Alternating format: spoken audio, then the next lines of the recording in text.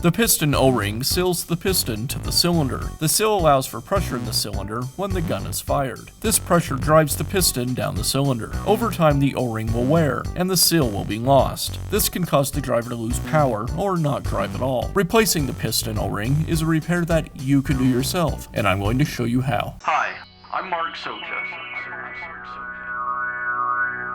Do-it-yourself repairs like these are easier than you might think. From lawn machines to cordless drills, kitchen mixers, Outdoor grills. our how-to videos walk you through each repair from start to finish. So doing it yourself means never having to do it alone. Let's get started. I'll begin by removing the cap from the nail gun.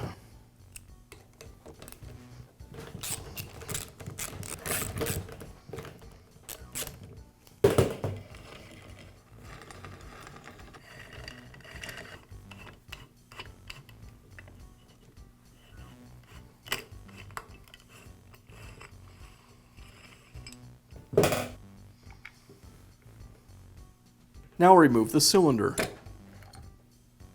Now remove the piston from the cylinder. And I can remove the piston O-ring.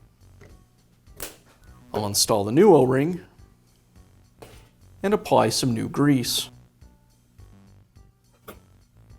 Now I can reinstall the piston into the cylinder. And now I'll reinstall the cylinder and piston back into the gun. Now I can reinstall the capsule. I'll place the cap on top of the cylinder and reinstall it with the screws and brackets.